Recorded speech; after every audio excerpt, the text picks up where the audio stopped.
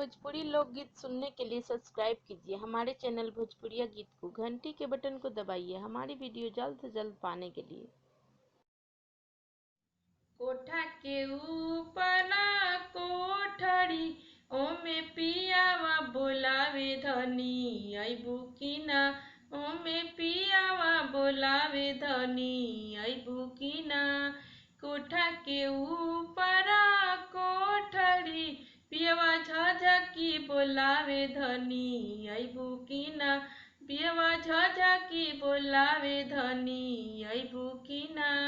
कैसे में आई पिया कोठड़ी राउरिया माँ जागल बाड़ी की ना। राउरिया माँ जागल बाड़ी की ना। ऐसा न धनिया के बुद्धि देला भलाया माँ के जामल हम हई की ना। भलाया माँ के जामल हम हई की ना। कोठा के ऊपर कोठड़ी ओमे पियावा बोलावे धनी अइबू की ना। पियवा झझकी बोलावे धनी अइबू की ना।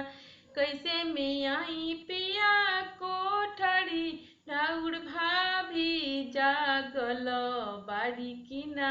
राउर भाभी जागल बाड़ी की ना। ऐसा न धनिया के बुद्धि देला भला भाभी का से जे भैया जाले की ना। भला भाभी का से जे भैया जाले की ना। कोठा के ऊपर कोठड़ी पियवा झझकी बोलावे धनी अइबू की ना। ओमे पियावा बोलावे धनी अइबू की ना। कैसे में आई पिया कोठड़ी राउर दीदी जागल बाड़ी की ना। राउर दीदी जागल बाड़ी की ना। ऐसा न धनिया के बुद्धि देला भला दीदिया के खोज देले बानी की ना। भला दीदिया के खोज देले बानी की ना।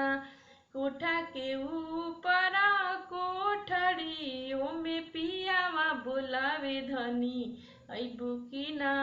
ओमे पियावा बोलावे धनी अइबू की ना।